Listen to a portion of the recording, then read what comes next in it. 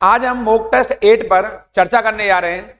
आज के इस वीडियो में आपको बताऊंगा कि पोला त्योहार कहां मनाया जाता है, सुक्रे किस देश की राजधानी है, कौन कौन से दक्षिण अमेरिका महाद्वीप में लैंडलॉक्ड आपके कंट्री हैं, इसके अलावा प्लीहा शरीर में कहां पाई जाती है और इंदिरा पॉइंट के सबसे नजदीक कौन सा देश है और गांधी जी को कौन से स्टेशन पर दक्षिण अफ्रीका में गिरा दिया गया अर्थात फेंक दिया गया। इन सभी प्रश्नों पर मैं बारी बारी चर्चा करूंगा। आप सभी का बहुत बहुत स्वागत, अभिनंदन आपके चाहते YouTube channel career plus Bihar sir के साथ। आप सबको प्रणाम, नमस्कार, जय हिंद। आप सभी लोग दोनों हाथ जोड़कर अपनी मां के चरणों में प्रणाम करेंगे और आप सभी का बहुत स्वागत। ये मॉक टेस्ट जो सीरीज चल रही है हमारी और पढ़ाई के पंचायत प्लेटफॉर्म पर ये हमारा जो 8वां आज मॉक टेस्ट चल रहा है, जो जीएस जीके की ये विशेष सीरीज है हमारी आपके और एग्जाम के लिहाज से बहुत खास है। ये इस सीरीज का जो पहला प्रश्न है यहां पर वो आपको दिखाई दे रहा है। इनमें से किसने पहली बार यहां पर यह व्याख्या की थी कि पृथ्वी के अपनी धुरी पर, धुरी बोलते हैं एक्सिस पर, घूमने के कारण प्रतिदिन सूर्योदय और सूर्यास्त होते हैं। यानी कि कौन किसने कहा है ये बात पहली बार दुनिया में? कौन सा पहला विद्वान है? क्या वो आर्यभट्ट हैं, क्या वो भास्कर हैं, क्या वो ब्रह्मगुप्त हैं या वराहमिहिर हैं? कल मैंने कहा था आप मेरे साथ साथ इस पूरे टेस्ट को बनाते जाएंगे। कुछ बच्चों ने अभी पिछली जो 7 नंबर की सीरीज है उसमें बहुत जल्दी मेरे साथ साथ कुछ प्रश्नों के कमेंट बॉक्स में आंसर लिख कर दिए। ये एक अच्छी पहल है, अच्छी शुरुआत है। आप सबसे पुनः कहूंगा कि मेरे साथ साथ जैसे प्रश्न दिखाई दे रहा है स्क्रीन के ऊपर, आप इसके उत्तर बताते जाइए, कमेंट बॉक्स में लिखते जाइए। और अगर चैनल को सब्सक्राइब नहीं किया है जल्दी सब्सक्राइब करें, लाइक शेयर कमेंट करना बिल्कुल नहीं भूलें। तुरंत लाइक करिए चीजों को और इसको कमेंट में लिख के बताइए कि सही उत्तर इसका क्या है। जैसा कि आपको दिखाई दे रहा है दुनिया में वो पहले विद्वान हमारे आर्यभट्ट रहे आपके, जिन्होंने बताया कि पृथ्वी अपनी धुरी पर घूमती है जिसके कारण प्रतिदिन सूर्योदय और सूर्यास्त होते हैं। आप जानते हैं कि पृथ्वी की जो घूर्णन गति है, कौन सी? पृथ्वी की जो घूर्णन गति है ये वाली, इसे हम लोग रोटेशन भी कहते हैं। क्या कहते हैं अंग्रेजी में? इसको रोटेशन कहा जाता है। इसी कारण से दिन और रात की अवधि होती है, 12 घंटे का दिन होता है, 12 घंटे की रात होती है। इस घटना को पहली बार पूरी दुनिया के समक्ष उजागर करने वाला कोई विद्वान है तो वो आर्यभट्ट हैं। और आर्यभट्ट का संबंध हमारे महानतम गुप्तवंशी शासक हैं आपके, गुप्तवंशी शासक महानतम है, उनका नाम है चंद्रगुप्त द्वितीय। कौन? चंद्रगुप्त द्वितीय, यानी इन्हीं को विक्रमादित्य भी कहा जाता है आपके यहां से। इन्हीं के समकालिक हैं। कुछ लोग ये भी कहते हैं दरबारी कवि भी थे आर्यभट्ट आपके, यद्यपि यह नवरत्न में शामिल नहीं रहे। मैं पुनः दोहरा रहा हूं, जो आर्यभट्ट हैं वो चंद्रगुप्त विक्रमादित्य के नवरत्नों में शामिल नहीं थे, लेकिन यह बहुत बड़े गणितज्ञ और खगोल शास्त्री थे। यानी कि जो आर्यभट्ट हैं ये बहुत बड़े गणितज्ञ भी थे, गणितज्ञ हैं आप, और बहुत बड़े आप खगोल शास्त्री रहे आपके, खगोल शास्त्री। ये आपकी जानकारी के लिए बहुत महत्वपूर्ण बात है यहां से। और आपने ही सबसे पहले जो दशमलव प्रणाली है, दशमलव डेसिमल वाला पार्ट है वो दिया है, और कुछ विद्वान कहते हैं शून्य है, उसका विकास भी आप ही ने किया है, यानी कि आर्यभट्ट ने। इस क्रम में हमारी सीरीज का दूसरा प्रश्न है ये रहा, इनमें से कौन शल्य क्रिया के क्षेत्र में अपने कार्य के लिए जाने जाते हैं? शल्य क्रिया के लिए आप जानते हैं शल्य क्रिया का मतलब ही होता है आपके जो वर्तमान में टूट फूट होती है उसके लिए कौन जाने जाता है? क्या सुश्रुत है, क्या शौमिला है, शूद्रक है या शौनक है? इनमें कौन है? शल्य चक्र क्रिया के लिए हमारे महानतम जो ऋषि हैं वो सुश्रुत हैं, और सुश्रुत के चलते ही इन्हें शल्य क्रिया का जनक कहा जाता है। क्या कहता है? इन्हें शल्य क्रिया का जनक कहा जाता है। ये बहुत इंपॉर्टेंट है। और जो शौमिला और शूद्रक हैं ये दोनों आपके गुप्त काल के, किस काल के? आप दोनों ही गुप्त काल के बहुत बड़े नाटककार, ये नाटककार हैं यानी साहित्यकार हैं, दोनों के दोनों। ये बहुत आपके लिए इंपॉर्टेंट जानकारी है, इसको अंडरलाइन करेंगे यहां से और इसको नोट डाउन करेंगे। और जो शौनक हैं ये दिखाई दे रहे हैं आपको, ये आपके ऋग्वैदिक काल में, ऋग्वैदिक काल में इस काल के बहुत बड़े ऋषि हैं। कौन है ये? ये ऋषि हैं आपके। मैंने आपको सबके बारे में क्रम से जानकारी दे दी यहां पर। यानी जो शौनक हैं ये आपके ऋग्वैदिक काल के ऋषि हैं आपके, और जो आपका यहां दिखाई दे रहा है शौमिला और शूद्रक हैं ये गुप्त काल के बहुत बड़े नाटककार साहित्यकार हैं, और सुश्रुत हैं ये शल्य क्रिया के जनक कहे जाते हैं। अर्थात शल्य क्रिया में इनसे बड़ा कोई भी अन्य नहीं हुआ। आपके चलते ही जो हड्डियों को टूट फूट हुई, हड्डियों को जोड़ने का कार्य हुआ वो आपसे ही आरंभ हुआ। क्या नाम है इनका, सुश्रुत है, जो बहुत महत्वपूर्ण है। इस क्रम में हमारा इस सीरीज का तीसरा प्रश्न है वो सामने दिखाई दे रहा, कवि बाण ये रहा, निवासी कहां के रहे? तो पहली बार बता देता हूं, बाण का मतलब मेरा यहां पर बाण भट्ट से है। आप पहले समझने का प्रयास करेंगे कि आखिर ये बाण कौन है। तो बाण भट्ट को संक्षिप्त में बाण भट्ट को संक्षिप्त में बाण कहते हैं। क्या आप पाटलिपुत्र के हैं, क्या थानेश्वर के हैं, या भोजपुर के हैं, या आप एक कांची के हैं? तो ना भोजपुर के हैं, ना कांची के, ना थानेश्वर के हैं। आपका संबंध कहां से है? आपका संबंध पाटलिपुत्र से। कहां से है? आपका संबंध पाटलिपुत्र से, बहुत महत्वपूर्ण है। और बाण भट्ट किसके दरबारी हैं, जो आपके काम की बात है, आप किसके दरबारी हैं? आप भारत के अंतिम हिंदू महान सम्राट किसके? हर्षवर्धन के। किसके? आप हर्षवर्धन के आप दरबारी हैं, इनके दरबारी हर्षवर्धन के, जो कि भारत के अंतिम महान हिंदू सम्राट माने जाते हैं। कौन? हर्षवर्धन। प्राचीन भारत में बहुत वेरी मोस्ट इंपोर्टेंट है। और बाण भट्ट के बारे में जो आपको जानना है, यहाँ पर इनकी कुछ किताबें हैं बाण भट्ट की जो आपको आनी ही चाहिए। और किताब का नाम है आपके यहाँ पर, एक किताब है आपके हर्षचरित, इसको आपको रटना जाना है आपको, इन्हीं किताब है हर्षचरित। इसके अलावा इनकी कादंबरी है जो आपको रटकर जानी है। ये शायद दोनों किताबें आपको याद होंगी, लेकिन आपको ये चंडी शतक ये शायद आपको याद नहीं होगा। ये चंडी शतक भी इन्हीं की किताब है, इसलिए इन तीनों पुस्तकों को आप याद करके जाएंगे मेरे कहने से। जितने विद्यार्थी मुझे सुनने या देख रहे हैं, इन सबको आप लिखते जाएंगे। हर्षचरित बाण भट्ट की है, कादंबरी बाण भट्ट की है, चंडी शतक बाण भट्ट की है आपके यहाँ से। और आपका जन्म कहाँ हुआ है? पाटलिपुत्र में हुआ है। आप पाटलिपुत्र के निवासी हैं और आपने हर्षवर्धन के शासनकाल में अपनी सेवाएं दी। हर्षवर्धन के आप दरबारी कवि रहे। और जो हर्षवर्धन है वो अंतिम हिंदू महानतम सम्राट रहे। कहां के? थानेश्वर के। कहां के रहे? थानेश्वर के।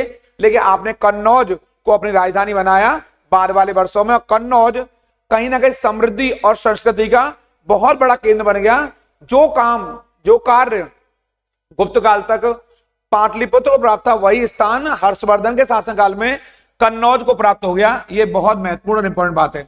इस सीरीज का हमारा अगला प्रश्न है, चौथा प्रश्न है आप ये रहा, राजा खारवेल का नाम किससे जुड़ा है? गिरनार के स्तंभलेख से, जूनागढ़ के स्तंभलेख से, हाथी गुम्फा अभिलेख से, या सारनाथ लेख से? मैं पहले कहा है मेरे साथ साथ आप इन प्रश्नों को बनाते जाएंगे। जो भी आपको सही लगता हो, ए है, बी है, सी है, डी है, कमेंट बॉक्स में तेजी से लिख के मुझे बताते रहिए। जब तक मैं आंसर को टिक करूं या पढ़ूं, आप तत्काल उसका आंसर दीजिए। मैंने कहा ये अच्छी शुरुआत हो सकती है हमारी आपकी। ये टेस्ट सीरीज नहीं, ये आपके भाग्य का निर्णय करने वाली एक बहुत बड़ी जो आपके सीरीज चल रही है, आपके बहुत निर्णायक हो सकती है आपके लिए। तो इसका जो सही उत्तर है वो है सी उत्तर है, हाथी गुम्फा अभिलेख। आपको जानना चाहिए जो राजा खारवेल है, दिखाई दे रहे हैं आपको, ये आपके चेदी राजवंश से संबंध रहे, चेदी वंश से संबंधित रहे। पहली बात महत्वपूर्ण है, आप उड़ीसा में बहुत महत्वपूर्ण आपने शासन किया, आपके उड़ीसा क्षेत्र में आपके यहाँ पर। और तीसरी बात है जो आपका वर्तमान में भुवनेश्वर है, भुवनेश्वर जो उड़ीसा की राजधानी है, भुवनेश्वर के निकट एक पहाड़ी है बहुत पॉपुलर, उसका नाम है, यहां लिख देता हूं उसको, उस पहाड़ी का नाम है ये राम, उदयगिरी की पहाड़ी। का नाम है? उदयगिरी की पहाड़ी है, बहुत महत्वपूर्ण है। उदयगिरी हिल्स है, उदयगिरी की पहाड़ी है। बस इसी पहाड़ी में ये हाथी गुम्फा अभिलेख मिला है। और इस हाथी गुम्फा अभिलेख से क्या मिलता है? राजा खारवेल के जन्म से लेकर के इनकी जो उपलब्धियां हैं, इनके जन्म से लेकर के और इनकी जो भी उपलब्धियां हैं, इन सब के विषय में, इसके अलावा इनके 13 वर्षों का शासनकाल, कितने वर्षों का? 13 वर्षों का शासनकाल इसमें मिलता है आपके यहां से। यानी गद्दी बैठने के बाद से लेकर के और अगले 13 वर्ष तक का शासनकाल खारवेल का मिलता है हाथी गुम्फा अभिलेख में। यह बहुत महत्वपूर्ण क्वेश्चन आएगा। हाथी गुम्फा अभिलेख का संबंध किस शासक से है? तो आप बताएंगे चेदी वंश के शासक है। क्या नाम है उनका? खारवेल है। खारवेल बहुत महत्वपूर्ण शक्तिशाली शासक रहे। आपने उड़ीसा के बहुत बड़े भूभाग पर शासन किया है। आपके साम्राज्यवादी स्वरूप को सबने देखा है आपके। और ये इनकी जो उपलब्धियां हैं वो आपके उदयगिरी पहाड़ी में मिलती हैं। ये बहुत महत्वपूर्ण है। इस क्रम में अगला क्वेश्चन है नगरों का क्रमिक पतन। ये बहुत महत्वपूर्ण क्वेश्चन है। किस काल की एक महत्वपूर्ण विशेषता मानी जाती है? 5वां क्वेश्चन है। गुप्त काल की है, प्रतिहार युग की है, राष्ट्रकूट की है, सातवां युग की है। आपको जानना चाहिए नगरों का ये पतन है वो आपके ये गुप्त काल तक आते आते मरने लग गया था। आप जानते हैं गुप्त काल के समय में ही अगर नगरों को कहीं ना कहीं श्रेष्ठता प्राप्त हुई है तो इसी गुप्त काल के दौरान अंतिम चरण में कहीं ना कहीं इन नगरों का पतन क्रमिक तौर पर आरंभ हो गया। और ऐसा कहा जाता है कि जब चीनी यात्री, ये चीनी यात्री कौन, वेनसांग, जिस समय चीनी यात्री वेनसांग पहुंचा भारत, तो उस समय पाटलिपुत्र जो बहुत बड़ा केंद्र था, पाटलिपुत्र आपके, इसकी स्थिति एक गांव के समान हो गई, यानी कि गांव के समान हो चली आपके, अर्थात जो बड़े बड़े नगर थे वो पतन की ओर चल दिए आपके। यानी वेनसांग खुद लिखता है कि पाटलिपुत्र जो महानगर हुआ करता था, सभ्यता संस्कृति का बहुत बड़ा केंद्र था, समृद्धि का केंद्र था, संस्कृति का केंद्र था, वो पाटलिपुत्र एक गांव के समान दिखाई दे रहा था। इसका उल्लेख वेनसांग ने किया है। ये बड़ा महत्वपूर्ण है आपके। वेनसांग का पता है आप लोगों को, वेनसांग भारत के शासक, मैंने कहा हिंदू सम्राट का है मैंने, हर्षवर्धन के शासनकाल में पहुंचा था वेनसांग, और इसने इसको एक गांव के समान बताया, यानी कि जो क्रमिक नगरों के पतन की प्रक्रिया वो गुप्त काल के अंतिम दिनों में प्रभावी हो चली थी। ये चीनी यात्री इसिंग है, ये बिहार का भ्रमण किया इसने लगभग 405 में, 635 ईस्वी में, 637 में या 672 में। आपको जानना चाहिए जो चीनी यात्री है इसने 671-72 में यहां पर भ्रमण किया आपके, और इसने बिहार में स्थित जो नालंदा विश्वविद्यालय, कौन सा, इसने बिहार में स्थित नालंदा विश्वविद्यालय में शिक्षा भी प्राप्त की आपने। और ये बौद्ध, ये बौद्ध साहित्य और बौद्ध धर्म के विषय में जानकारी के लिए आया था यहाँ पे आपके, और इसने बहुत बड़ी जानकारी प्राप्त की भारत में रह करके आपके। और एक क्वेश्चन जो बहुत इंपॉर्टेंट है, इस सिंह कब भारत पहुंचा था आप बताएंगे, 7वीं सदी के अंत में, 7वीं सदी के अंतिम यानी अंत में पहुंचा है, ध्यान देंगे ये 7th सेंचुरी का अंतिम समय ही आपके। तो अगर सदी पूछेगा तो 7वीं सदी का अंतिम समय बताएंगे, और अगर पूछेगा सन पूछेगा तो 672 ईस्वी बताएंगे। इत सिंह एक चीन का यात्री है, बहुत महत्वपूर्ण है, जो भारत में बौद्ध धर्म पर अध्ययन करने के लिए आया था, और नालंदा विश्वविद्यालय में रहकर के इसने बौद्ध धर्म की शिक्षा भी ग्रहण की। इस क्रम में हमारा जो अगला इस सीरीज का प्रश्न है आपके वो ये रहा, यूपी में ये पुलिस के आधिकारिक ध्वज, ये बहुत इंपॉर्टेंट है आपके, में 2 रंग होते हैं, इसमें लाल के अलावा और कौन सा रंग होता है, ये 7वां क्वेश्चन है। हरा होता है, नीला, पीला या नारंगी, तो ये बहुत फेमस है। लाल के अलावा इसमें नीला रंग होता है, ये बहुत आसान है, कोई टफ क्वेश्चन नहीं है। जो यूपी पुलिस का ऑफिशियल जो फ्लैग है, जो ध्वज है, उसमें लाल रंग के अलावा और कौन सा रंग होता है, तो नीला रंग होता है। लेकिन महत्वपूर्ण बात क्या है यहां पर, महत्वपूर्ण बात यह यहां पर कि 1962 में पंडित नेहरू ने, जो तत्कालीन प्रधानमंत्री कौन, पंडित जवाहरलाल नेहरू, उन्होंने ही यूपी पुलिस के लिए इस ध्वज को स्वीकृति दी, उन ध्वज को उन्होंने आधिकारिक तौर पर मान्यता दी। किसने, पंडित जवाहरलाल नेहरू ने 1962 में। ये आपके लिए कई बार एग्जाम के लिए महत्वपूर्ण क्वेश्चन, क्योंकि कई बार हमारे एग्जाम में इस प्रकार के प्रश्न पूछे जाते हैं आपके, और कई बार आपसे पूछा जाता है कि जो भारतीय पुलिस का ध्वज है यानी फ्लैग है, उसमें किस प्रकार से आपके पंडित नेहरू ने इसको मान्यता दी है। और लाल रंग के अलावा आपने देखा होगा गाड़ियों पर भी बहुत से लोग इसका इस्तेमाल करते हैं आपके यहाँ से। और आपने ये भी देखा, ये थोड़ा सा सही करेंगे इसको थोड़ा सही करेंगे इसको, ये यहाँ पर ये 1952 है, 1952 है, थोड़ा सही कर लेंगे इसको, 62 नहीं है, 1952 है। और अगर कई बार डेट पूछी जाती है तो डेट इसकी 23 नवंबर, डेट आएगी नहीं, लेकिन फिर भी करना चाहें तो यहाँ पर 23 नवंबर कर सकते हैं, चाहे तो इसको ये रहा, इस डेट को इसको आधिकारिक तौर पर मान्यता मिली है भारत के पहले प्रधानमंत्री पंडित जवाहरलाल नेहरू के द्वारा। ये वही वर्ष है जब देश में पहले आम चुनाव हुए, अगर याद करना हो, इसी वर्ष 1952 में देश में पहले आम चुनाव भी हुए। ये क्वेश्चन कर सकते हैं यहाँ पर, भारत में पहले आम चुनावों का संबंध 1952 से। अगर 1950-51 आएगा, 1951-52 आएगा तो 1951-52 मारेंगे, लेकिन डायरेक्ट आएगा पहले आम चुनाव तो 1952, खाली 1952 मारेंगे। इसी वर्ष नीले रंग को, लाल रंग को भारतीय पुलिस के ऑफिशियल फ्लैग के तौर पर मान्यता दी गई है भारत के पहले प्रधानमंत्री पंडित जवाहरलाल नेहरू के द्वारा। इस क्रम में हमारा जो अगला प्रश्न है, अमीर खुसरो द्वारा रचित कविता ये रहा, छाप तिलक सब छीनी, किस भाषा में, किसने, अमीर खुसरो ने। दिखाई दे रहा है आपको, क्या भोजपुरी में है, खड़ी बोली में, ब्रज भाषा में या उर्दू में। गैस करते रहिए कि हमारे जो अमीर खुसरो हैं, मैंने कल बताया था पिछले वीडियो में, अमीर खुसरो एटा के पटियाली गांव से रहे। आपने सल्तनत काल में 8 शासकों के शासनकाल को देखा, ये पीछे मैं चर्चा कर चुका हूं। देखिए ये कह रहे हैं छाप तिलक सब छीनी, ये किस भाषा में, तो ये ब्रज भाषा में, किस भाषा में? ब्रज भाषा में। थोड़ा समय मैं इसलिए ले रहा हूं आपको बताने में कि आप गैस करके मुझे कमेंट बॉक्स में लिखकर बताओ कि सही उत्तर क्या होगा, ताकि मेरे साथ साथ आप इस सीरीज के आंसर बताते चलें। मुझे अच्छा लगेगा अगर आप इस तरह करते हैं तो फटाफट मैं फिर कह रहा हूं पुनः कमेंट बॉक्स में लिख के बताइए किसका उत्तर क्या सही हो सकता है। आपको जानना चाहिए इन्हें खड़ी बोली का, यहां से इन्हीं को खड़ी बोली का जनक भी कहा जाता। किसका? खड़ी बोली का जनक कहा जाता है, अर्थात अमीर खुसरो ने खड़ी बोली को स्टार्ट किया। और ये जो दिखाई दे रहा है छाप तिलक सब चीनी, ये आपके ब्रज भाषा में लिखा हुआ है। इस क्रम में हम लोग आगे चलेंगे।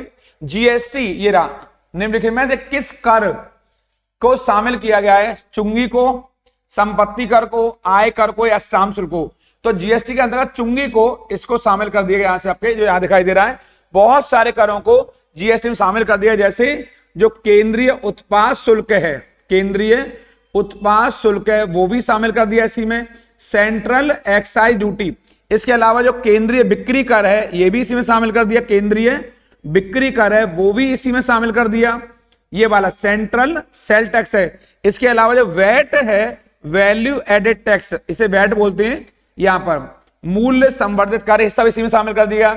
चुंगी को शामिल कर दिया। मैं कह सकता हूं वैट के, इसके जीएसटी के अंतर्गत लगभग अप्रत्यक्ष करों को, ज्यादातर जो इनडायरेक्ट टैक्सेस हैं इन अप्रत्यक्ष करों को जीएसटी में शामिल कर दिया गया। और 1 जुलाई 2017 से जीएसटी को पूरे भारत में लागू कर दिया गया। संभवतः रट गया होगा क्योंकि ये वाला प्रश्न मैंने आपको हर सीरीज में दिया है, हर मॉक टेस्ट में दिया है, इसीलिए क्योंकि जीएसटी की जानकारी आपको होनी चाहिए इसके बारे में। इस क्रम में हमारा जो अगला प्रश्न है, विश्व स्वास्थ्य दिवस किस दिन मनाया जाता है? 17 जनवरी को, 7 अप्रैल को, 1 अगस्त को या 21 सितंबर को? इस प्रश्न को मैं बार बार दे रहा हूं आपको क्योंकि अक्सर ये प्रश्न बार बार आता है। 7 अप्रैल को विश्व स्वास्थ्य ये वाला वर्ल्ड हेल्थ ऑर्गेनाइजेशन का ये डे मनाया जाता है आपके, क्योंकि इसी दिन 1948 को इस WHO संगठन की स्थापना हुई थी। और WHO का जो मुख्यालय वो कहां है? वो जेनेवा में। कहां है? जेनेवा में, जो कि स्विट्जरलैंड का एक शहर है। कौन? जेनेवा। ये बहुत महत्वपूर्ण है। 7 अप्रैल 1948 को विश्व स्वास्थ्य जो दिवस मनाया जाता है और 1948 में इस संगठन की स्थापना हुई है। ये बहुत महत्वपूर्ण है। यदि अभी तक आपने इस चैनल को सब्सक्राइब नहीं किया है, जल्दी सब्सक्राइब करेंगे। लाइक शेयर कमेंट करना बिल्कुल नहीं भूलेंगे। लाइक जरूर करिए इसको, और जहां तक शेयर कर सकते हो अपने मित्रों को, रिश्तेदारों को, चाहने वालों को, जो आपके साथी संगति वाले हैं, इसको शेयर जरूर करिए ताकि ये महत्वपूर्ण जानकारी उन सब लोगों तक पहुंच सके। इस सीरीज का हमारा जो अगला 11वां क्वेश्चन है, नियॉन लैंप का आविष्कार किया गया है यहाँ पर किसके द्वारा? जॉर्डस क्लाउड द्वारा, सैमुअल कोल्ट द्वारा, मार्टिन कूपर द्वारा या विलियम कुलेन द्वारा? ये बहुत महत्वपूर्ण आपके, तो आपको जानना चाहिए इसका जो आविष्कार किया का नियॉन लैंप का, वो जॉर्डोस, ये वाला जॉर्डोस क्लाउड ने किया इसका आविष्कार। तो आपको मन में आ रहा होगा सैमुअल कोल्ट ने क्या किया है? तो इन्होंने रिवॉल्वर, किसका? इन्होंने रिवॉल्वर का आविष्कार किया है, वेरी मोस्ट है। जो मार्टिन कूपर है, जो आप वर्तमान समय में जो मोबाइल फोन ले घूमते हैं, जिस मोबाइल के चलते पूरी दुनिया में धूम मची हुई है, इस मोबाइल फोन को यही लेकर आए। और जो विलियम कुलेन है, ये जो आपका कृत्रिम प्रशीतक जो कोल्ड, जो आपका ठंडा करने वाला मामला होता है, इसका विकास आपके कृत्रिम प्रशीतक का विकास इन्होंने किया, विलियम कुलेन ने। तो अगर आएगा मोबाइल फोन, जो वर्तमान में बहुत चर्चाओं में, मोबाइल फोन को लाने वाले कौन है? तो मार्टिन कूपर हैं। रिवॉल्वर को लाने वाले सैमुअल कोल्ट हैं। और जो क्लाउड है वो आपके नियॉन लैंप को लेकर आए। रटकर जाएंगे। ये सारे प्रश्न आपके लिए बहुत महत्वपूर्ण है क्योंकि इस प्रकार के प्रश्न एग्जाम में हमारे अक्सर पूछे जाते हैं। एक ऐसी छवि है, ये डैश कर दिया है, प्राय फोरम, ये फोरम है, थोड़ा सा इसको लिख लेंगे, फोरम है ये, फॉर्म की जगह पर फोरम, और सामाजिक नेटवर्क में ऑनलाइन व्यक्ति का प्रतिनिधित्व करती है। दिखाई दे रहा है आपको यहां से। वो कौन सी आकर आपके छवि है? क्या बायो है, सेल्फी है, अवतार है या मुखौटा है? तो इसका सही उत्तर है आपके सी सही उत्तर है, अवतार। यानी कि ये वही छवि है जो प्राय फोरम और सामाजिक नेटवर्क में ऑनलाइन व्यक्ति का प्रतिनिधित्व करती है। इसका नाम क्या है? अवतार है। इसको आप लोग नोट डाउन करके उतार लेंगे अपनी कॉपी में। इस क्रम में हमारा अगला जो प्रश्न है, अंडमान और निकोबार द्वीप समूह, जो कि भारत का बंगाली खाड़ी में स्थित एक द्वीप समूह है। इसका जो इंदिरा पॉइंट है, ये वाला इंदिरा पॉइंट है, जो ये किस देश के निकट है? निकटतम पूछ रहा है हमसे, नियर पूछ रहा है आपसे। ये क्या बांग्लादेश है निकटतम, क्या मलेशिया है, क्या इंडोनेशिया है, क्या नेपाल है? तो आपको जानना चाहिए भारत का जो इंदिरा पॉइंट है ये कहां स्थित है? ग्रेट निकोबार में। कहां स्थित है? ये आपके अंडमान निकोबार के ग्रेट निकोबार द्वीप, ये ध्यान देंगे। पहली बात तो यहां पर यहीं पर भारत का दक्षिणतम बिंदु है आपके ग्रेट निकोबार में। दूसरी बात ये इंडोनेशिया के, यानी कि सी इसका सही उत्तर है। और आपको जानना चाहिए इंडोनेशिया का जो सुमात्रा द्वीप है, कौन सा?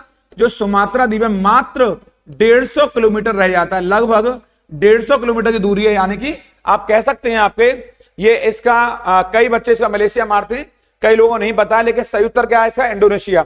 जिन बच्चों को नहीं पता है, बहुत से लोग बांग्लादेश मारते हैं, वो बिल्कुल गलत है। इसका सही उत्तर क्या है? इंडोनेशिया है। ये रटकर जाएंगे। और इंडोनेशिया कौन? इंडोनेशिया में जावा है, सुमात्रा है, बाली है, कई सारे द्वीप हैं, लेकिन द्वीप को मारेंगे, यहां मारेंगे सुमात्रा, जो कि आपके इस इंदिरा पॉइंट के निकट है। और इंदिरा पॉइंट हमारा ग्रेट निकोबार में स्थित है, जो कि भारत का सबसे दक्षिणतम बिंदु भी है। अगला प्रश्न है हमारा यहां पर, ब्यूनस आयर्स किस देश की राजधानी है? क्या है बोलीविया की है, क्या वेनेजुएला की है, अर्जेंटीना की है, या फिर आपके ब्राजील की है? तो मैंने बताया एक प्रश्न आपके एग्जाम में राजधानियों से, एक प्रश्न आपका मुद्राओं से बनने वाला है। ऐसे प्रश्न स्ट्रेटेजी के से एग्जाम में पूछे जाएंगे। स्ट्रेटेजी के हमारे लिए बहुत महत्वपूर्ण है। तो इसका सही उत्तर है वो अर्जेंटीना है। कौन सा उत्तर सही है? अर्जेंटीना है। अब मन में विचार आ रहा होगा कि आखिर बोलीविया की राजधानी कौन सी है? तो ये मैं पहले बता चुका हूं आपको, बोलीविया बहुत महत्वपूर्ण क्षेत्र है और दक्षिण अमेरिका महाद्वीप का राज्य। सारे ही दक्षिण अमेरिका महाद्वीप में कहां मिलेंगे हमें? ये सारे ही दक्षिण अमेरिका महाद्वीप के राष्ट्र, चारों के चारों। पहली बात तो यही है, आपको एक अतिरिक्त जानकारी हो जाए यहां से। तो ये ब्यूनस आयर्स किसकी राजधानी है? आपके अर्जेंटीना की, जो आपके लिए वेरी वेरी मोस्ट इंपोर्टेंट है। इसके अलावा आप बताएंगे जो आपका ये वेनेजुएला है, इसकी राजधानी कौन सी है? इसकी राजधानी कराकस है। कौन सी है? इसकी राजधानी कराकस है। और जो ब्राजील है, इसकी राजधानी कौन सी है? ब्राजीलिया। ये मैं बताया था आपको, ब्राजीलिया इसकी राजधानी है यहां से। और जो बोलीविया है, इसकी राजधानी कौन सी है? सुक्रे। कौन सी है? सुक्रे। ये आपके लिए बहुत इंपॉर्टेंट है यहां से। इसके अलावा जो इसका सरकारी कार्यालय है बोलीविया का, ये रहा, इसका जो सरकारी कार्यालय है, कौन सा? इसका जो सरकारी कार्यालय है ये वाला, ये आपके लापाज में स्थित है। कहां पर? लापाज में, यहां पर स्थित है, लापाज नामक स्थान पर। ये सरकारी कार्यालय किसका? बोलीविया का। किसका? बोलीविया का। लेकिन जो ब्यूनस आयर्स है वो किसकी राजधानी है? वो आपके अर्जेंटीना की राजधानी है, वेनेजुएला की राजधानी कराकस है। ये बहुत महत्वपूर्ण माना जाता है। हमारे एग्जाम में इस प्रकार क्वेश्चन कई बार एग्जाम में बार बार पूछे जाते हैं, इन पर ध्यान रखेंगे आप लोग। और ब्राजील की ब्राजीलिया है। एक बात तो बताया, दक्षिण अमेरिका में 2 देश ऐसे हैं जो स्थलरुद्ध हैं। कौन कौन से 2 देश हैं जो स्थलरुद्ध हैं? स्थलरुद्ध माने होता है लैंड लॉक्ड है, स्थलरुद्ध हैं। कैसे हैं वो आपके स्थलरुद्ध हैं। यहां लिख देता हूं, वो राष्ट्र आपके स्थलरुद्ध हैं। ध्यान देंगे तब, दक्षिण अमेरिका महाद्वीप में 2 राष्ट्र हैं जो लैंड लॉक्ड हैं। इनको रट के जाएंगे मेरे कहने से, क्योंकि आपके एग्जाम में ऐसा क्षेत्र जो चारों ओर से स्थल से घिरा हुआ हो, समुद्री सीमा स्पर्श ना करती हो, तो एक क्षेत्र यही है बोलीविया, बहुत महत्वपूर्ण है। बोलीविया, ये वाला बोलीविया वाला पार्ट है, तो ये वाला बोलीविया आपके ये वाला पार्ट है। और दूसरा हमारा पराग्वे। कौन सा है? पराग्वे, ये क्षेत्र है। ये दोनों आपके पराग्वे और बोलीविया स्थलरुद्ध क्षेत्र हैं, यानी चारों ओर से ये स्थल से घिरे हो। मैं पहले बता चुका हूं, वह क्षेत्र जो चारों ओर से स्थल से घिरा हो, यानी जिसकी सीमा को आपको समुद्री सीमा स्पर्श न करती हो, वो क्या कहलाएंगे? वो स्थलरुद्ध कहलाएंगे। तो एक बोलीविया हो जाएगा और एक कौन सा हो जाएगा? पराग्वे। ये दोनों ही दक्षिण अमेरिका महाद्वीप के लैंड लॉक्ड कंट्री हैं, यानी कि चारों ओर से स्थल से कवर्ड हैं। इनकी सीमाओं को समुद्री सीमा नहीं छूती है। इस क्रम में हमारा जो इनको रट के जाएंगे राजधानियों को, इस क्रम में जो हमारा अगला प्रश्न है वो ये है, राष्ट्रीय उद्यान में सबसे अधिक एक सींग वाले कौन गैंडे कहां पाए जाते हैं? बहुत फेमस है, ये पीछे चर्चा करता हूं। काजीरंगा हमारा, ये हमारा असम में है। यहाँ एक सींग वाले गैंडे विशेष तौर पर पाए जाते हैं। जो जिम कार्बेट है वो हमारा उत्तराखंड में, रणथंभौर है हमारा ये राजस्थान में, बाघों के लिए मेनली जाना जाता है, टाइगर्स के लिए जाना जाता है ये। और जो बांदीपुर है ये हमारा कर्नाटक में। कहां पर है? ये कर्नाटक में बांदीपुर। इन सबको याद कर लेंगे तो कई बार मिलाने के लिए आता है। काजीरंगा कहां है? असम में, जो एक सींग वाले गैंडों के लिए विशेष। के माने कर्नाटक है, थोड़ा ध्यान देंगे विद्यार्थी, के माने कर्नाटक है। कई बार बच्चे समझ नहीं पाते तो यहां देख लेंगे इसको।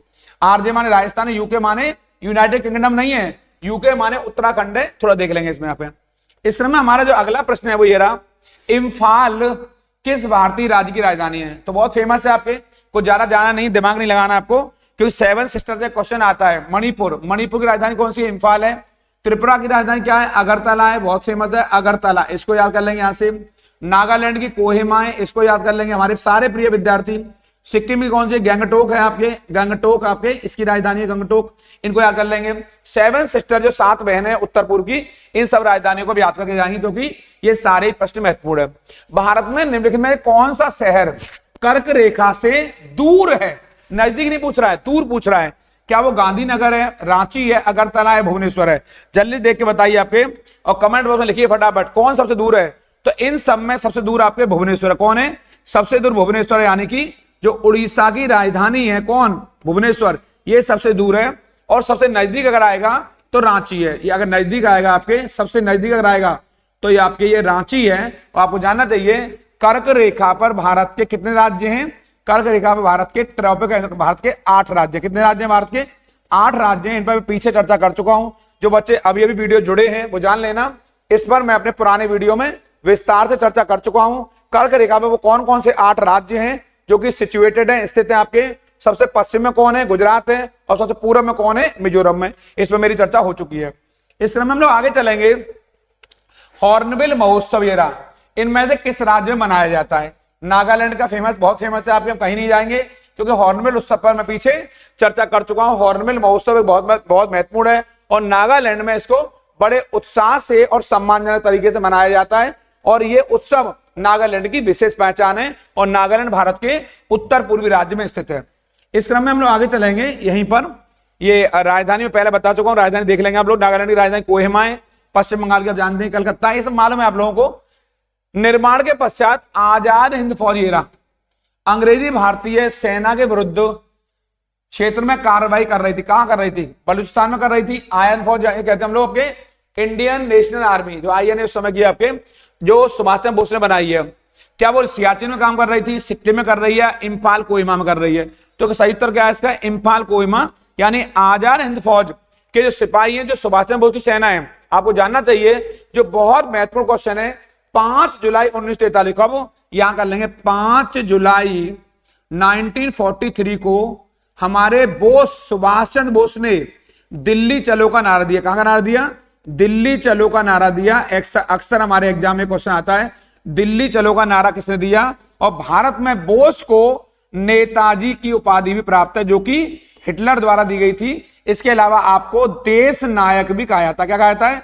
देश नायक भी कहा जाता है। लेकिन ये देश नायक का खिताब किसने दिया है? गुरुदेव रविन्द्रनाथ टैगोर ने। और इनको नेताजी किसने कहा है? तो एडोल्फ हिटलर ने, जो कि जर्मनी का उस समय तानाशाह हुआ करता था। तो इन्होंने इम्फाल कोहिमा सहित बर्मा के बड़े क्षेत्र पर आपके ब्रिटिश सेना से मोर्चा लिया, जापानी सेना के सहयोग से। ध्यान देंगे, सुभाष चंद्र बोस को किसका सहयोग प्राप्त है? जर्मनी का सहयोग प्राप्त है, और जापान का सहयोग प्राप्त है। उन्हीं के सहयोग से ब्रिटिश सेना को धूल चटाई थी आपने इस इम्फाल और कोहिमा वाले पार्ट में, प्लस बर्मा वाले पार्ट में, क्योंकि बर्मा पर भी अंग्रेजों का अधिकार हुआ करता था उस समय। ये हमारे लिए बहुत महत्वपूर्ण क्लास है। ये महाराज का एक पोला त्योहार है। कौन सा पोला त्योहार है? ये किस जानवर की पूजा के लिए जाना जाता है? क्या सिंह के लिए है, क्या वृषभ के लिए, क्या हाथी के लिए, सांप के लिए? जल्दी से गैस करिए आपके।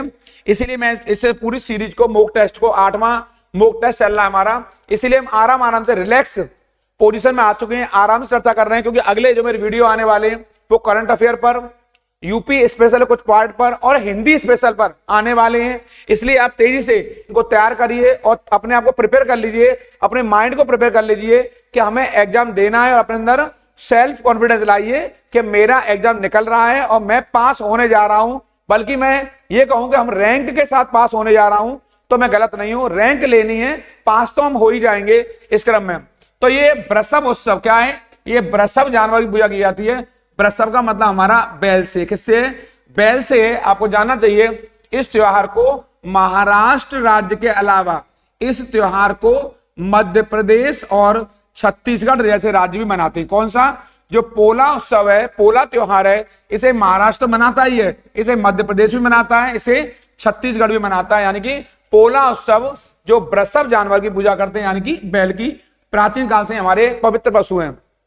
भारत के संविधान में भारत के महान्यायवादी की नियुक्ति का अधिकार किसे है? प्रधानमंत्री को है, राष्ट्रपति को है, मुख्य न्यायाधीश को, या राज्यसभा को है? तो अब जान लेना ये अधिकार हमें किसे मिला हुआ है? ये राष्ट्रपति को मिला हुआ है। किसको मिला हुआ है? राष्ट्रपति को। भारतीय संविधान के अनुच्छेद कौन सा? 76 यहां पर इनकी नियुक्ति 76 के अंतर्गत कौन करते हैं? राष्ट्रपति करते हैं। ये बहुत महत्वपूर्ण और इंपॉर्टेंट है। और ये अपने पद पर राष्ट्रपति के प्रसाद पर्यंत, ये रहा प्रसाद पर्यंत, ये रहा प्रसाद पर्यंत, प्लेजर ऑफ प्रेसिडेंट, राष्ट्रपति प्रसाद पर्यंत बने रहते हैं। यानी राष्ट्रपति चाहेंगे तब तक अपने पद पर रहेंगे। और जो महान्यायवादी होता है ये भारत सरकार का प्रथम विधि अधिकारी होता है, प्रथम विधि अधिकारी होता है ये आपके, अर्थात मैं कह दूं कि भारत सरकार का सबसे बड़ा वकील होता है। तो मैं यहां गलत नहीं हुई, सबसे बड़ा वकील होता है भारत सरकार का। यानी सरकार को कानून संबंधी मामलों पर समय समय पर अपनी सलाह दिया करता है। कौन? आपके महान्यायवादी, इसी को अटॉर्नी जनरल ऑफ इंडिया कहते हैं। एक क्वेश्चन में आगे बढ़ूं उससे पहले बता देता हूं, अभी मैंने कल एक इस सीरीज के पिछली 6वीं मॉक टेस्ट सीरीज में 6वें में 20वें नंबर क्वेश्चन आया था।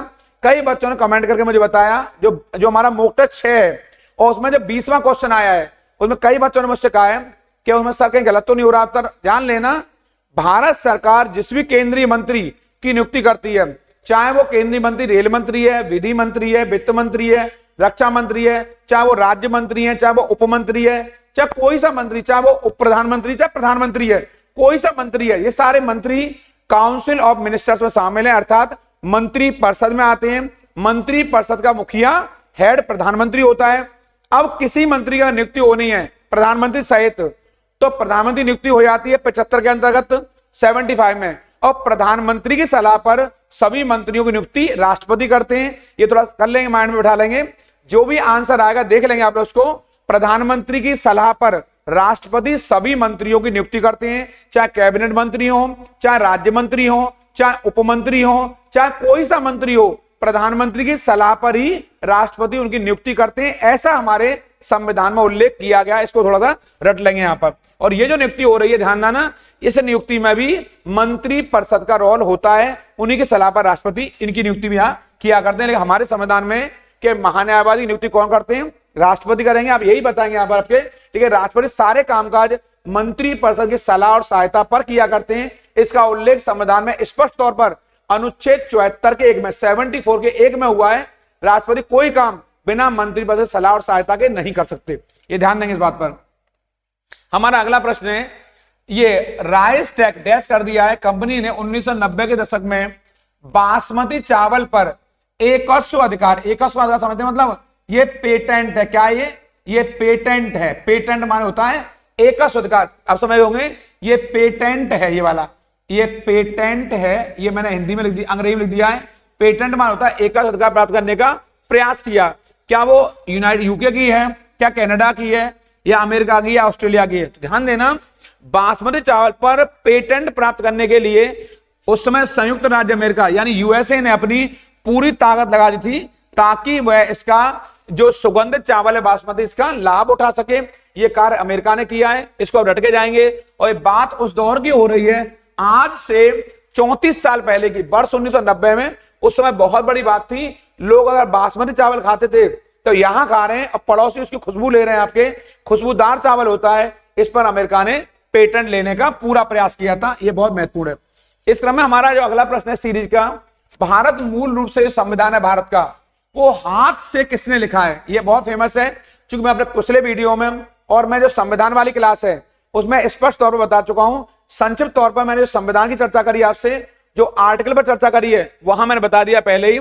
इसके जो नायक हैं वो है प्रेम बिहारी नारायण राजादा, यानी कि हाथ से संविधान को जो लिखा है वो प्रेम बिहारी नारायण राजादा ने लिखा है। ये हाथ से लिखने का श्रेय इन्हीं को जाता है, किसको? प्रेम बिहारी जी को। और संविधान का ड्राफ्ट है वो सबसे पहले किसने तैयार किया था? BN राव ने तैयार किया है। और ड्राफ्ट कमेटी के चेयरमैन कौन थे? भीमराव अंबेडकर। अलग अलग बता रहा हूं, संविधान का पहला ड्राफ्ट, संविधान का पहला मसौदा किसने दिया था? BN राव ने दिया है, BN राव ने। और ड्राफ्ट कमेटी है जो मसौदा समिति है, उसके अध्यक्ष कौन थे? प्रारूप समिति भी कहते हैं, डॉक्टर भीमराव अंबेडकर उस समिति के अध्यक्ष थे। और संविधान के निर्माता डॉक्टर भीमराव अंबेडकर ही कहलाते हैं। इन पर कंफ्यूज नहीं होना आप लोगों को। और हाथ से लिखा है रायजादा जी ने यहां से। अगला प्रश्न है हमारा, गांधी जी को रेलगाड़ी से जबरदस्ती फेंक दिया गया आपके, और वो जब दक्षिण अफ्रीका में कहां जा रहे थे। ये मैं क्वेश्चन आपको इसलिए विस्तार से बताता हूं, मैंने एक वीडियो में पहले चर्चा की थी, इस बार संक्षिप्त में आज थोड़ा बताने जा रहा हूं। गांधी जी दक्षिण अफ्रीका 1893 में गए। यहां पर पहली बात तो इनकी यात्रा आपके भारत से दक्षिण अफ्रीका के लिए थी, एक केस के सिलसिले में, और इन्हें वहां पर नस्लवाद का शिकार होना पड़ा। क्या शिकार होना पड़ा? नस्लवाद का। ये ध्यान देंगे, इन्हें यहां पर नस्लवाद का शिकार होना पड़ा। नस्लवाद मान होता है काले गोरे का भेद। तो गांधी जी हमारे श्वेत वर्ण के नहीं है, वो आपके श्याम वर्ण के हैं, अर्थात वो काले माने जाएंगे गोरों के मुकाबले। जब गांधी जी वहां पहुंचे तो ये पूछ रहा है, रेलगाड़ी से जबरन फेंका गया, उनको उतारा गया है आपके कहां पर? दक्षिण अफ्रीका। हमने उतारना लिखा है, फेंकना नहीं लिखा है। तो गांधी जी को फेंका गया था, गांधी सामान को फेंका गया था, हमने उतारना लिखा है, थोड़ा सम्मान देने के लिए आपके इस प्रकार के प्रश्न एग्जाम में पूछे जाते हैं। तो गांधी जी की वो यात्रा कहां से कहां तक थी, वो कहां जा रहे थे, तो आपको जानना चाहिए वो कहां जा रहे थे उस समय। वो आपके प्रिटोरिया जा रहे थे। कहां जा रहे थे वो आपके? वो प्रिटोरिया जा रहे थे, यहां पर प्रिटोरिया जा रहे थे आपके जो है। और वो कहां से जा रहे थे? वो डरबन से, दक्षिण अफ्रीका के डरबन शहर है, वो डरबन शहर से कहां जा रहे हैं आपके? प्रिटोरिया जा रहे हैं आपके जो है। और एक क्वेश्चन आएगा, उन्हें कौन से स्टेशन पर फेंक दिया गया, उतार दिया गया आपके? तो का नाम है आपके पीटर, ये रहा, लिखेंगे पीटर मारिट्जबर्ग, पीटर मारिट्ज, ये रहा बर्ग, ये रहा पीटर मारिट्जबर्ग स्टेशन है आपके। यहीं पर, यही वो स्टेशन है जो कि महान बन गया, क्योंकि गांधी जी अपने आप में महानतम है, और जिस स्टेशन में उन्हें उतारा गया है या फेंका गया है उसका नाम है पीटर मारिट्जबर्ग स्टेशन है, जहां गांधी जी को उतारा गया। उन्हें नस्लवाद यानी कि काले गोरे का उन्हें यहां पर सामना करना पड़ा। ये एक बहुत बड़ी बुराई थी, और गांधी जी ने दक्षिण अफ्रीका में रहकर के नस्लवाद के विरुद्ध बहुत बड़ा संघर्ष किया। और बाद में इस संघर्ष को किसने आगे बढ़ाया है? नेल्सन मंडेला ने। और वही नेल्सन मंडेला है जिनके प्रयासों के चलते नस्लवाद वहां समाप्त हुआ। ये समाप्त हुआ है नेल्सन मंडेला के प्रयासों से, नेल्सन मंडेला के प्रयासों से समाप्त हुआ है। और ये वहां के पहले अश्वेत राष्ट्रपति बने। कौन बने? पहले अश्वेत राष्ट्रपति बने बाद में आपके। ये बहुत महत्वपूर्ण है, इनको गांधी जी की तरह दक्षिण अफ्रीका में ख्याति लब्धि प्राप्त है, और गांधी जी को यहां फेंका गया है पीटर मारिट्जबर्ग स्टेशन पर। और गांधी कहां जा रहे हैं?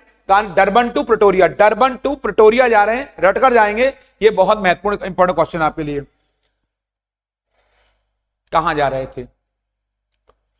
अगला प्रश्न हमारा, इनमें से नृत्य का कौन सा प्रकार असम से संबंधित है? नौटंकी, कथकली, बिहू या गरबा? ये आपके लिए एक वेरी मोस्ट इंपॉर्टेंट क्वेश्चन है आपके। यानी असम में एक बहुत लोकप्रिय नृत्य है बिहू। कौन सा? बिहू लोक नृत्य है। और बाकी बताता हूं, नौटंकी हमारे यूपी का बहुत फेमस आपके लोक नृत्य आपके। कथकली एक शास्त्रीय नृत्य है जो केरल का है, बहुत बड़ा क्लासिकल आपके डांस है। गरबा हमारे गुजरात में होता है, जो बहुत फेमस लोक नृत्य आपके, इसकी पूरी दुनिया में ख्याति लब्धि है आपके गरबा की। ये ऐसे पूछता है। बिहू हमारा असम का है, जो कि मैंने अभी अब बताया आपको। ये सारे नृत्य अपने आप में विशेष तौर पर जाने जाते हैं, इनको रटकर जाएंगे, क्योंकि हमारे एग्जाम में एक क्वेश्चन नृत्यों से, डांस से भी आने की प्रबल संभावना है। इस सीरीज का हमारा जो अगला प्रश्न है वो ये रहा, मौर्य राजवंश की स्थापना मगध में हुई, जो वर्तमान में कहां डैश कर दिया है, किस नाम से जाना जाता है? पश्चिम बंगाल है, ये पंजाब है, या बिहार है, या आंध्र प्रदेश है? आखिर वो कौन सा स्थान है? मगध का समीकरण हमारा किससे करें तो बताएंगे आप लोग। वो बिहार क्षेत्र। कौन सा है?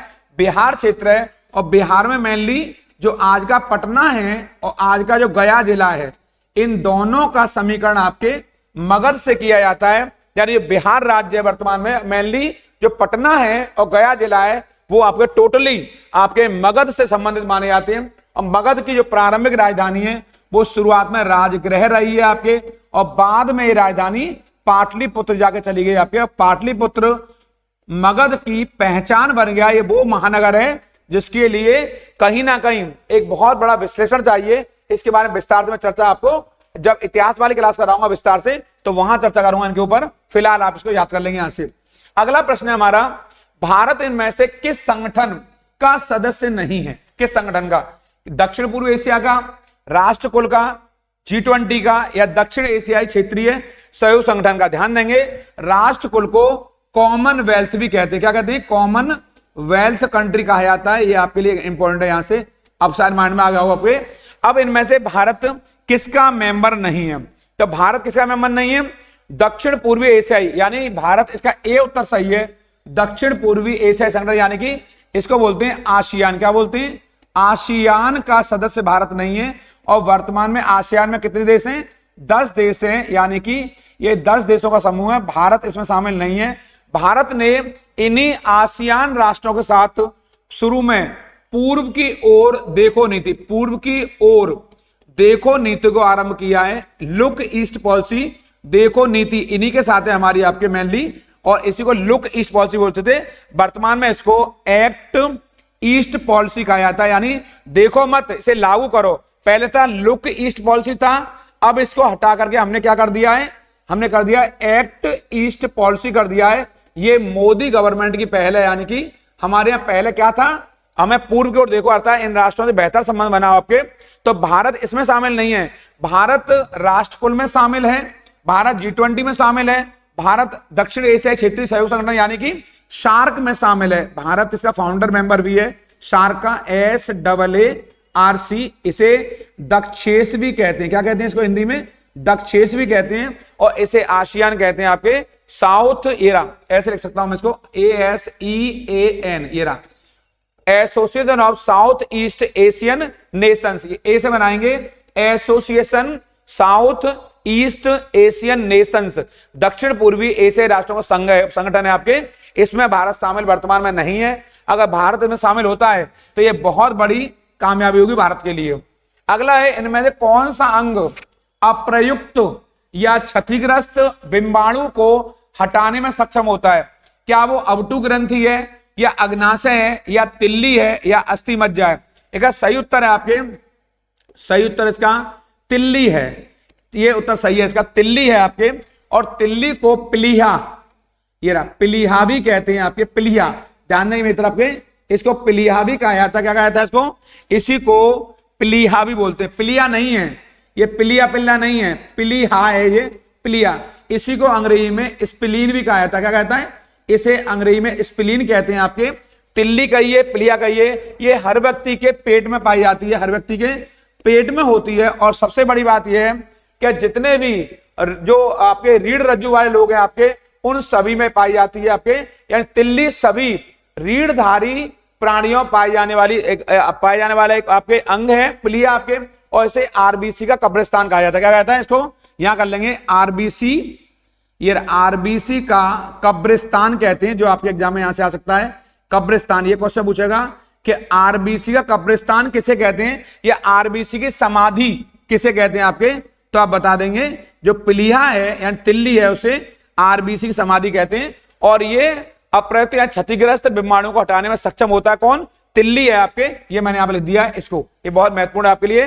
तिल्ली को प्लीहा भी कहते हैं और इसी को स्प्लीन कहते हैं। ये पेट में पाई जाती है और जितने रीढ़धारी जीव होते हैं उन सब में पास पाई जाती है। यह सभी पुरानी आरबीसी को नष्ट कर देती है। कौन? जो तिल्ली होती है, ये सभी पुरानी आरबीसी यानी रेड ब्लड सेल्स को, जो लाल रक्त कणिकाएं होती है, हमारी कोशिकाएं होती है, उन्हें ये नष्ट कर देती है, उन्हें समाप्त कर देती है। इसलिए इसको आरबीसी का कब्रिस्तान भी कहा जाता है, इसी को आरबीसी की समाधि भी कहते हैं। ये बड़े ऐसे इंपॉर्टेंट हमारे इस तरह क्वेश्चन वनडे एग्जाम में पुलिस के लिए, रेलवे के लिए विशेष तौर पर पूछे जाते हैं, इसलिए इन पर ध्यान बनाकर रखेंगे, ये छूट ना जाए। मिश्र धातु गुलाब सोने में, सोने के अलावा कौन सी अन्य धातु शामिल होती है? क्या प्लेटिनम है, क्या चांदी है, क्रोमियम है, या तांबा है? तो आपको जानना चाहिए, इस मिश्र धातु गुलाब के सोने में तांबा को मिलाया जाता है। तांबा यानी कि कॉपर, तांबा यानी कि कॉपर यानी कि Cu, ये आप इंपॉर्टेंट आपके लिए, इससे मिलाया जाता है। इसके चलते आपके ये मिश्र धातु गुलाब सोने का निर्माण होता है तांबे के चलते।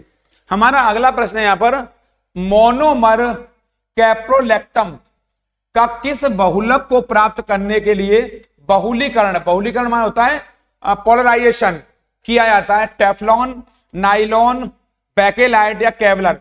तो क्या सही उत्तर है इसका आपके?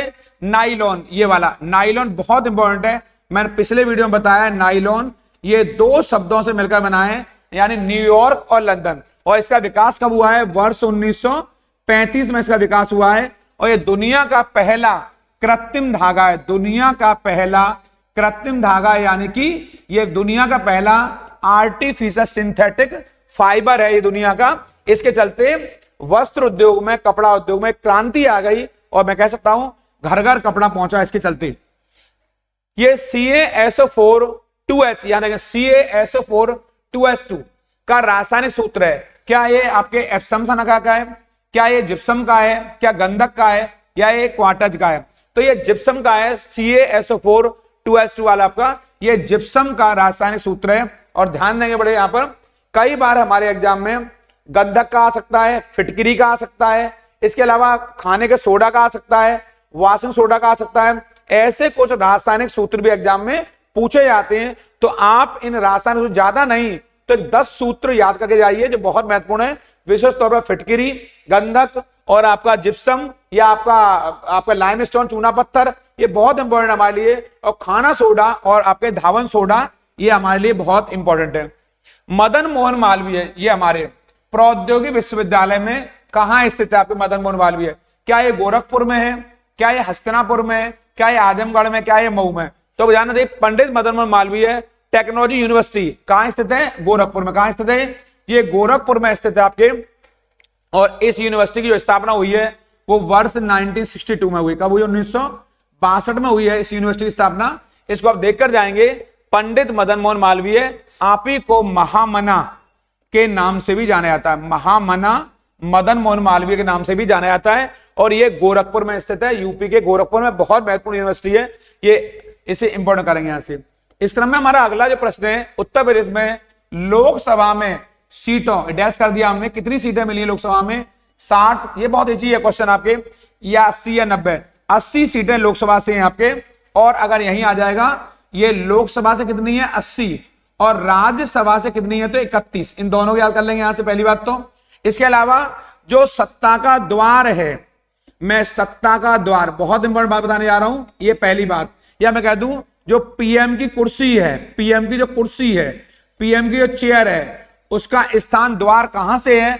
तो मैं कह दूंगा ये उत्तर प्रदेश है। मैं गलत नहीं हूं। जिसने उत्तर प्रदेश में विजय प्राप्त कर ली, जिसने उत्तर प्रदेश में फतेह हासिल कर ली, वो प्रधानमंत्री जरूर बनेगा, उसे कोई रोक नहीं सकता है। और मैं पीछे बता चुका हूं, पूरे भारत में सबसे अधिक प्रधानमंत्री आपके यूपी से मिले हैं। इसलिए यूपी को प्रधानमंत्रियों का कारखाना या यूपी को प्रधानमंत्रियों फैक्ट्री कहा जाता है। इसने यूपी ने सबसे अधिक प्रधानमंत्री देश को दिए हैं। यूपी की सीटें आएंगी लोकसभा से तो 80 मारेंगे, और राज्यसभा से आएंगे तो 31 सीटें मारेंगे, जो कि किसी भी लोकसभा के चुनाव में निर्णायक होती हैं, डिसीजनेबल होती हैं आपके।